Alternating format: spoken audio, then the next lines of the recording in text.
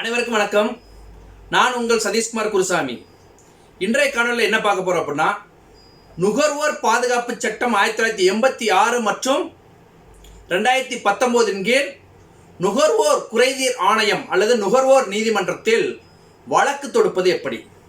இந்த நுகர்வோர் ஆணையத்தில் வழக்கு தொடுப்பதற்கு வழக்கறிஞர் வைக்க வேண்டிய அவசியம் கிடையாது. மனுதாரரை நீங்களே பார்ட்டின் பர்சனாக தன் வழக்கில் தானே ஆஜராகி வாதாடலாம். இது மிக ஒரு எளிய முறைதான். காரணம் என்னன்னா, இந்த நுகர்வோர் ஆணையத்தை பொறுத்தளவு ஆதாரங்கள் சாட்சியங்கள் சரியாக இருந்துச்சு அப்படின்னா இதுல குறுக்கு விசாரணைகள் என்பது எதுவுமே கிடையாது. நேரடியாக தீர்ப்பு வழங்கப்படும். அதனால எளிதாக நீங்க வழக்கில் வெற்றி பெறலாம். இதை விட ஒரு சிறப்பு என்ன அப்படின்னா, நீங்க நுகர்வோர் ஆணையத்தை நாடுவதற்கு முன்பு சம்பந்தப்பட்ட நபர்களுக்கு நீங்க அளிக்கக்கூடிய அந்த நோட்டீஸ் என்று சொல்லக்கூடிய வழக்கு தொடுப்பதற்கு முன் அனுப்பக்கூடிய அந்த அறிவிப்பு நோட்டீஸின் படி அவர்கள் உங்கள்கிட்ட பேச்சுவார்த்தை நடத்தி உங்களுடைய குறைகள் எளிதாக தீர்க்கப்படும். இந்த நோட்டீஸ் அனுப்புவதால் உங்களுடைய பிரச்சனைகள் தீரும் என்பது நாம பார்த்த ஒரு விடயங்கள்ல ஒன்று. ஆகையால் தான் இதை நம்ம முழுமையாக பதிவு செய்கிறோம். சரி, இந்த காணொலியில நுகர்வோர் நீதிமன்றத்தை யார் புகார் அளிக்கலாம் அப்படின்னு பார்க்க போறோம். முதலாவதாக நுகர்வோர் நீதிமன்றத்தில் யார் புகார் அளிக்கலாம், நுகர்வோர்னா யாரு, அதுக்கடுத்து நுகர்வோர் நீதிமன்றத்தில் எப்போது நீங்க புகார் அளிக்கலாம், அடுத்து நுகர்வோர் நீதிமன்றத்தில் புகார் அளிப்பதற்கான காரணங்கள் என்னென்ன காரணங்கள் இருந்தால் நீங்க புகாரை பதிவு செய்யலாம், அடுத்து நுகர்வோர் நீதிமன்றத்தின் வகைகள் என்ன, எத்தனை வகையான நுகர்வோர் நீதிமன்றங்கள் இருக்கு, அப்ப நுகர்வோர் நீதிமன்றத்தில் புகார் அளிப்பதற்கான அந்த வழக்கை தாக்கல் செய்வதற்கான நடைமுறைகள் என்ன, மாவட்ட நுகர்வோர் நீதிமன்றத்தை எப்படி நம்ம அணுகணும், மாநில நுகர்வோர் நீதிமன்றத்தை எப்படி அணுகணும், மத்திய நுகர்வோர் நீதிமன்றத்தை எப்படி நம்ம அணுகணும், மேலும் இந்த வழக்குகளில் நம்ம எப்படி பிரேயர் கேட்கணும், நமக்கு தேவையான அந்த ரெமிடி என்று சொல்லக்கூடிய நிவாரணத்தையை நம்ம எப்படி கேட்டு பெறணும் என்பது சம்பந்தமான முழுமையான காணொலியை பதிவு செய்ய போறோம். முதல்ல நீங்க நுகர்வோர்னா யாருன்னு நீங்க தெரிஞ்சுக்கணும். ஒரு பொருளை பெறுவதற்கு பணம் செலுத்தக்கூடிய நம்ம எல்லாருமே நுகர்வோர். அந்த பொருளை பெற்று அதை நேரடியாக நம்ம அதை பயன்படுத்தணும். நல்லா கேட்டுக்கோங்க.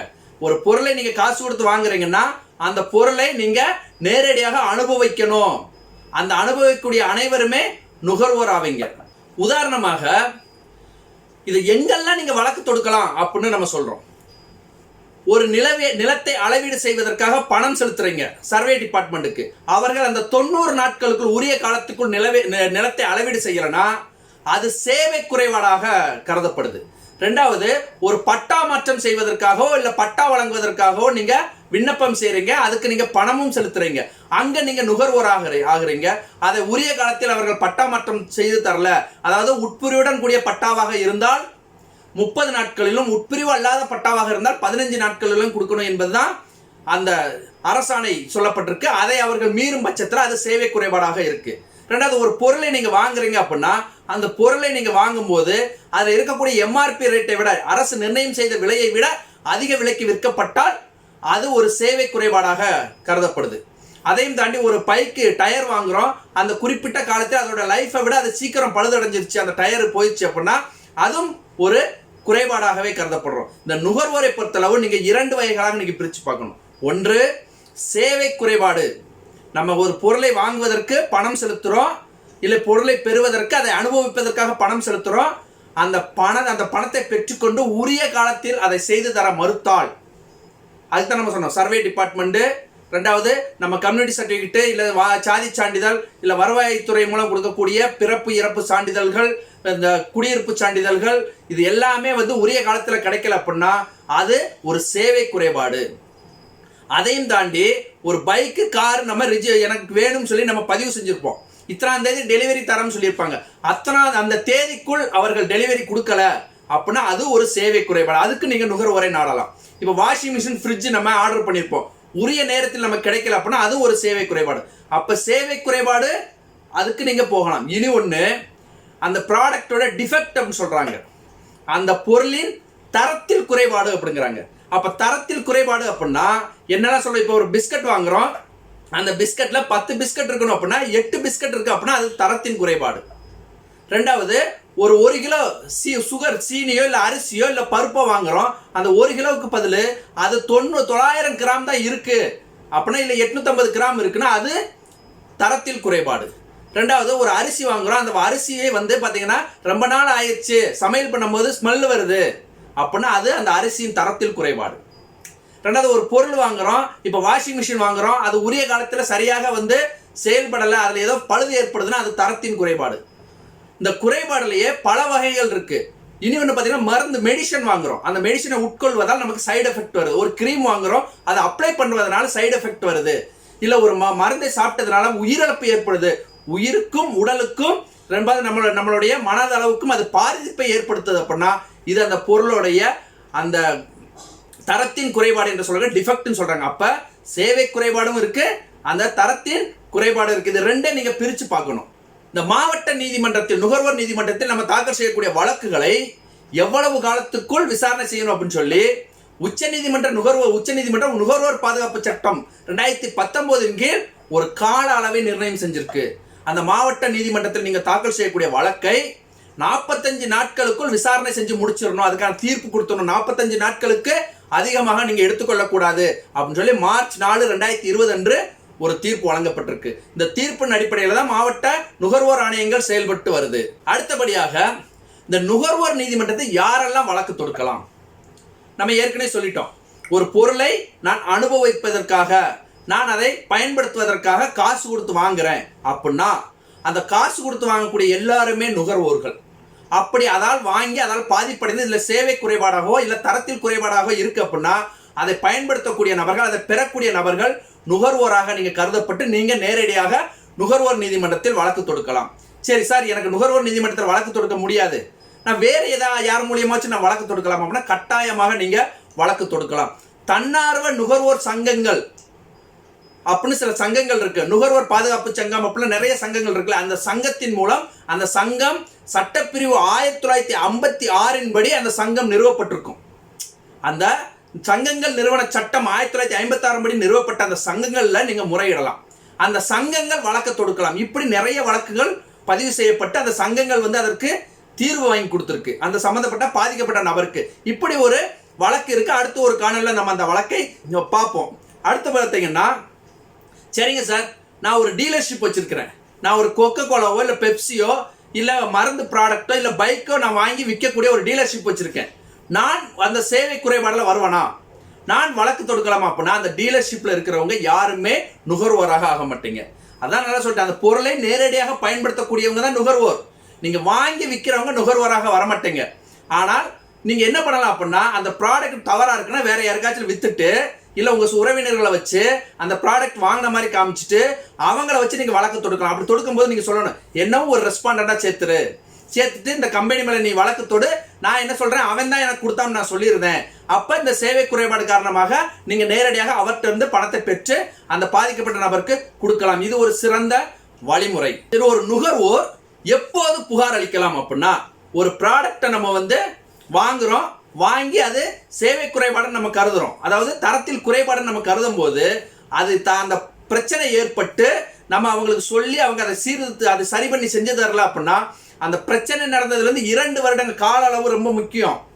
அந்த நுகர்வோரை பொறுத்தளவு நீங்க சர்வேக்கு பணம் கட்டியிருந்தீங்கன்னா கட்டி அந்த 90 நாளுக்குள்ள அளக்கல அப்படின்னா நீங்க 2 வருடத்திற்குள் வழக்கு தாக்கல் பண்ணணும். உங்களுக்கு பட்டா சரியாக வச்சு கொடுக்கல அப்படின்னா அதுக்கு 2 வருட கால அவகாசம். இந்த நுகர்வோரை பொறுத்தளவு நீங்க வழக்கு தொடுப்பதற்கு 2 வருடங்கள் கால அவகாசம் எடுத்துக்கணும். அதுக்கு மேல நீங்க போகக்கூடாது.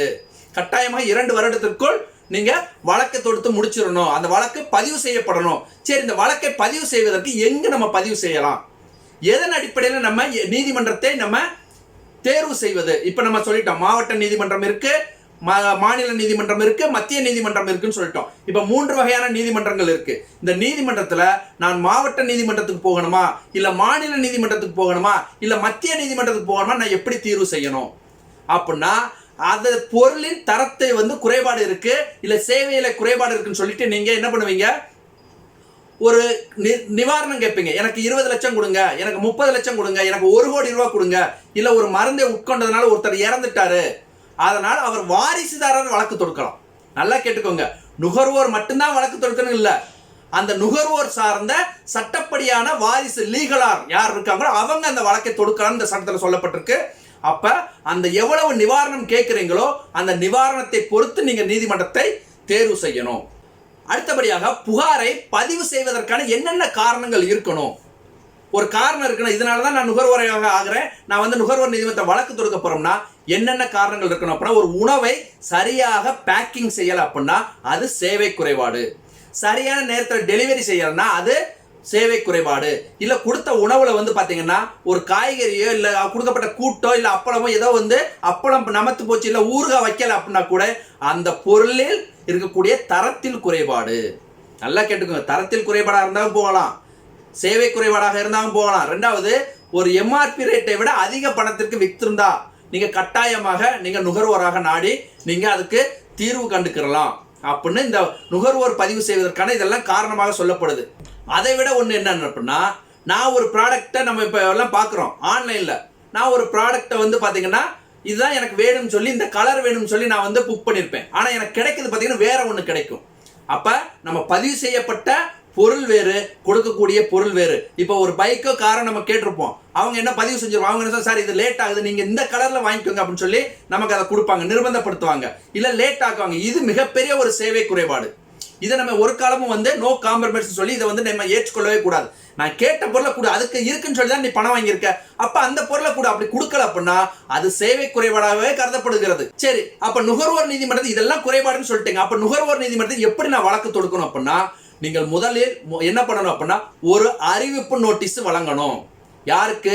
சம்பந்தப்பட்ட கம்பெனிக்கோ இல்ல சம்பந்தப்பட்ட நபருக்கு. இப்போ ஒரு சர்வே டிபார்ட்மெண்ட்ல அவங்க வந்து நிலத்தை அளவீடு செய்யலைன்னா அந்த சர்வேயர் மற்றும் அந்த தாசில்தாருக்கு அவங்கள ஒரு மேற்கோள் காட்டி நீங்க ஒரு அறிவிப்பு நோட்டீஸ் கொடுக்க, இது மாதிரி இத்தனாம் தேதி நான் பணம் செலுத்தினேன், அந்த பணத்தை பெற்றுக்கொண்ட நீங்க எனக்கு 4 தேதி வரையில நீங்க அளவீடு செஞ்சதுல நான் இந்த பணத்தை செலுத்தியதால் நான் வந்து நுகர்வோராக ஆகிறேன், ஆனா நுகர்வோருக்கான சேவையை நீங்க செய்ய மறுத்துட்டீங்க அப்படின்னு சொல்லி நீங்க சொல்லணும். இந்த அறிவிப்பு நோட்டீஸ்ல என்னெல்லாம் இருக்குன்னு பாத்தீங்கன்னா, கட்டாயமாக நீங்க பணம் செலுத்தியதுக்கான ரசீது இருக்கணும், எந்த தேதியில நீங்க செலுத்துறீங்க, என்ன நேரத்துல செலுத்துறீங்க, எந்த இடத்துல செலுத்துறீங்க என்பது கட்டாயமாக அதுல குறிப்பிடப்பட்டிருக்கணும். இதை விட உங்களுடைய கையொப்பம் அதுல கட்டாயமாக இருக்கும். கையொப்பம் விடாம நீங்க ஒரு நோட்டீஸை அனுப்பக்கூடாது. ஃபர்ஸ்ட் நோட்டீஸை நீங்க தயார் செஞ்சு அவங்களுக்கு அனுப்பிடணும்.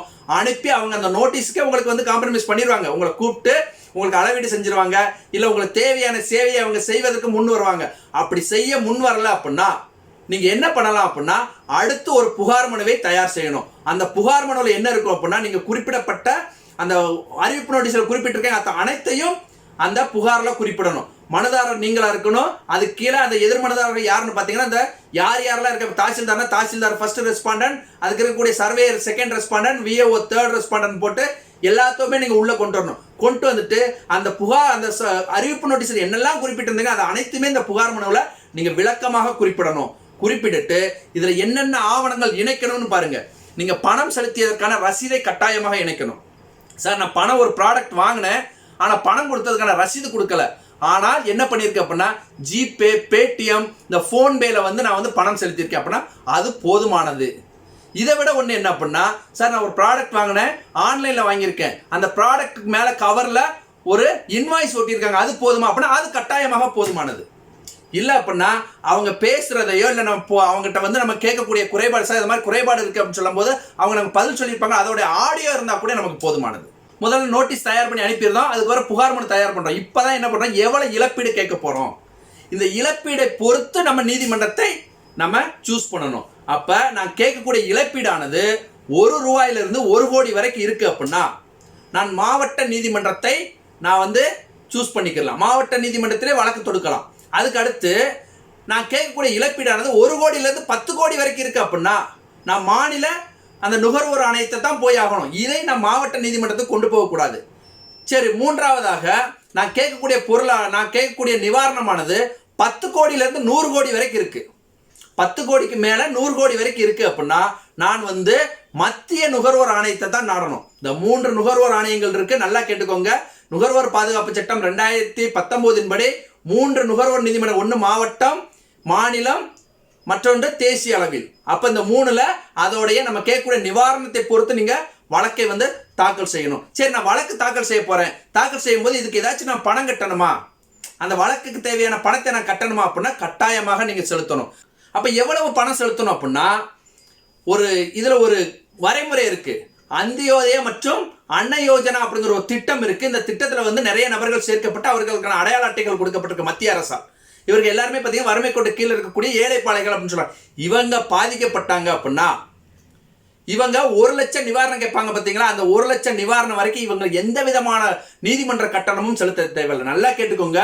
அந்தியோதயா அன்ன யோஜனாங்கிற திட்டத்தின் மூலம் பாதிக்கப்பட்ட நபர்கள், அந்த திட்டம் வச்சிருக்கக்கூடிய நபர்கள், அந்த அடையாள அட்டை வச்சிருக்கக்கூடிய நபர்கள், நீங்க பாதிக்கப்பட்டிருந்தீங்கன்னா 1 லட்சம் வரை நீங்க ரெமெடி கேட்கறதுக்கு நீதிமன்றத்தை நாடும் போது நீங்க எந்த விதமான நீதிமன்ற கட்டணமும் செலுத்த தேவையில்லை. இதையும் தாண்டி அந்த 1 லட்சத்துக்கு மேல் இருக்கக்கூடிய நீங்க 1 லட்சத்திலிருந்து 5 லட்சம் வரைக்கும் இருக்கு அப்படின்னா நீங்க 100 ரூபாய் வந்து நீதிமன்ற கட்டணமாக செலுத்தணும். இந்த 5 லட்சத்துக்கு மேல் இருந்துச்சு அப்படின்னா 5 லட்சத்திலிருந்து 10 லட்சம் வரைக்கும் இருக்கு அப்படின்னா நீங்க 200 ரூபாய் நீதிமன்ற கட்டணமாக செலுத்தணும். சரி, 10 லட்சத்துக்கு மேல 10 லட்சத்திலிருந்து 20 லட்சமாக இருக்கு அப்படின்னா நீங்க 400 ரூபாய் நீதிமன்ற கட்டணமாக செலுத்தணும்.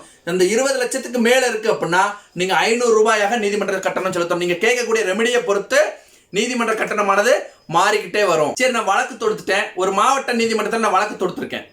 அப்ப நான் வழக்கு தொடுக்கும் போது இந்த வழக்கில் சரியாக என்னால வந்து வாதிட முடியல, நான் தோத்துட்டோம்னு நினைச்சாலோ இல்ல நம்ம சேர்க்கக்கூடிய நபர்கள் வந்து தோத்துட்டாங்க, எதிர்மனதாரர் தோத்துட்டாங்க அப்படின்னா கட்டாயமாக அவங்க மாவட்ட நீதிமன்றத்திலிருந்து மாநில நீதிமன்றத்துக்கு அப்பீல் போவாங்க.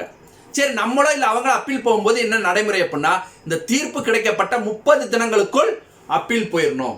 அப்பீல் போகும்போது என்ன அப்படின்னா இந்த தீர்ப்புல வந்து எவ்வளவு தண்டம் விதிக்கப்பட்டிருக்கு, எவ்வளவு அவதாரம் விதிக்கப்பட்டிருக்கு, எந்த நிவாரணம் எவ்வளவு பணம் நமக்கு கொடுக்கப்பட்டிருக்கோ அதுல 50% அவங்க அங்க நீதிமன்றத்தில் வைப்பு கட்டணமாக செலுத்தணும். நல்லா கேட்டுக்கோங்க.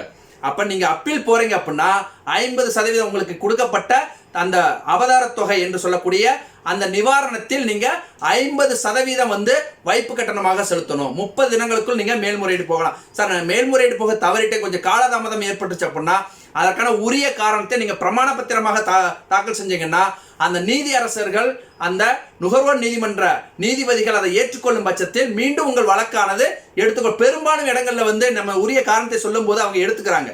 சார், இப்ப ஒரு உதாரணமாக சொல்றேன். ஒரு தந்தையார் வழக்கு நடத்தியிருப்பாரு. அந்த தந்தையார் வழக்குல வந்து தோத்திருப்பாரு இல்ல ஜெயிச்சிருப்பாரு. ஆனா ஆப்போசிட் பார்ட்டியில நம்மளும் மேல்முறையீடு போக வேண்டியது இருக்கும். ஆனா மேல்முறையீடு ஆப்போசிட் பார்ட்டி போயிருப்பாங்க, நமக்கு தெரியாது. அந்த மாதிரி சூழ்நிலையில ரொம்ப நாள் கழிச்சு தந்தை இறந்து போயிட்டார் அப்படின்னா அவருடைய வாரிசுதாரர் என்ன பண்ணலாம்னா எங்க தந்தை இறந்துட்டாருங்க எனக்கு தெரியாதுங்க அப்படின்னு சொல்லிட்டு உரிய காரணத்தை தெரிவிச்சுட்டு நான் தான் லீகலான்னு சொல்லிட்டு அந்த வழக்கை நீங்க நடத்தலாம். இதை கட்டாயமாக நீதிமன்றம் ஏற்றுக்கொள்ளுது. இது ஒரு சிறப்பான ஒரு வழிமுறை தான். சரி, நிறைய பேருக்கு இனி ஒரு சந்தேகம் இருக்கு. சார், நேரடியாக போய் புகார் மனுவை கொடுக்கலாமா அப்படின்னா அப்படி கொடுக்கக்கூடாது. இப்ப எல்லாமே இணைய வழியில மாத்திட்டாங்க. ஏற்கனவே நம்ம ஒரு காணொலி பதிவு செஞ்சதோம் இணையத்துல எப்படி அந்த புகாரை தாக்கல் செய்யணும் அப்படின்னு. ஃபர்ஸ்ட் நீங்க அந்த புகார் மனு ஆவணங்கள் எல்லாம் அட்டாச் பண்ணி ஒரு பிரதியை ரெடி பண்ணிட்டு நேரடியாக போய் அந்த கோர்ட்ல இருக்கக்கூடிய அந்த செக்ஷன் கிளர்க்கிட்ட நீங்க கொடுத்தீங்கன்னா அவர் இதுல ஏதாச்சும் மாற்றம் செய்யணுமான்னு கேளுங்க. அவர் சொல்லுவார். திரும்ப அதை கரெக்ஷன் செஞ்சுட்டு நீங்க ஆன்லைன்ல ஏத்தி முடிச்சுட்டு நீங்க என்ன பண்ணணும், 4 காப்பியை விட 4 இருக்கலாம் 5 உங்க ரெஃபரன்ஸ் கொண்டு வச்சுக்கோங்க. ஒரிஜினல் காப்பியை 2 நீதிபதிகள் இருந்தாங்கன்னா ஆளுக்கு ஒரு காப்பி கொடுக்கணும். ஒருத்தட்ட ஒரிஜினல் கொடுங்க, இன்னொருத்தட்ட செராக்ஸ் கொடுங்க. அதையும் தாண்டி எதிர்மனதாரா எத்தனை பேரை சேர்த்திருக்கீங்களோ அத்தனை நபர்களுக்கும் ஒவ்வொரு காப்பியாக நீங்க கொடுக்கணும். சரி, புகார் மனு வந்து நம்ம தயார் செஞ்சுட்டோம். ஆன்லைன்ல ஏத்துறதுக்கு முன்னாடி என்ன செய்யணும் அப்படின்னா கட்டாயமாக இந்த புகார் மனுவை ஒரு நோட்டரி பப்ளிக்ட அப்ளிகேட்டிவாக ரெடி பண்ணி நீங்க வச்சிருக்கக்கூடிய புகார் மனுவை ஒரு நோட்டரி பப்ளிக்ட சைன் வாங்கணும். தன் வழக்கில் தானே ஆஜராகக்கூடிய பார்ட்டின் பர்சனாக இருக்கக்கூடிய அனைத்து நபர்களுக்கும் இதுதான் வழிமுறை. நீங்க எந்த நீதிமன்றத்தில் நீங்க வழக்கு தாக்கல் செஞ்சாலும் அங்க தாக்கல் செய்யக்கூடிய ஆவணங்கள் அனைத்துமே ஒரு நோட்டரி பப்ளிக்ட சைன் வாங்கி தான் நீங்க வழக்கை தாக்கல் செய்யணும். அப்படி சைன் வாங்காம நீங்க கட்டாயமாக வழக்கை தாக்கல் செய்ய முடியாது. அதை நீதிமன்றமும் ஏற்றுக்கொள்ளாது. இதுதான் நம்ம ஒரு நுகர்வோர் நீதிமன்றத்தை வழக்கு தாக்கல் செய்வதற்கான எளிய முறை. கட்டாயமாக நான் என்ன சொல்றேன்னா எல்லாரும் வந்து சார் பணம் கட்டிட்டேன், சர்வே பண்ணல, பட்டா கொடுக்கல, எனக்கு அந்த இலவசமாக பெறுவதை தவிர்த்து நீங்க பணம் எங்கெல்லாம் கட்டுறீங்களோ அங்கெல்லாம் நீங்க நுகர்வோராக மாறிடுவீங்க. இன்னொரு உதாரணமாக சொல்றேன். ஒரு இடத்துக்கு பொருள் வாங்க போயிருக்கிறோம். பொருள் வாங்க போற இடத்துல ஒரு கேரி பேக் கொடுக்குறாங்க. அதுல அந்த கடையோடைய சீலு விளம்பரம் எல்லாமே இருக்கு. அப்படி அதுக்கு வந்து நம்ம பணம் கேட்கிறாங்க. அந்த இடத்தில் பணம் கொடுத்தீங்கன்னா நீங்க நுகர்வோராக இருந்து பணம் கொடுத்து வாங்கக்கூடிய கேரி பேக்ல அந்த கடையோடைய லோகோவோ விளம்பரமோ இருக்கக்கூடாது. அப்படி இருந்துச்சுன்னா அந்த கேரி பேக் வந்து அவங்க என்ன கொடுக்கணும், இலவசமாக கொடுக்கணும். அப்படி உங்கள்கிட்ட யாராச்சும் கொடுத்தாங்க அப்படின்னா கட்டாயமாக நீங்க நுகர்வோர் நீதிமன்றத்தில் வழக்கு தொடுக்கலாம்.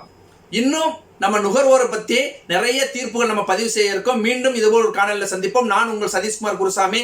நன்றி.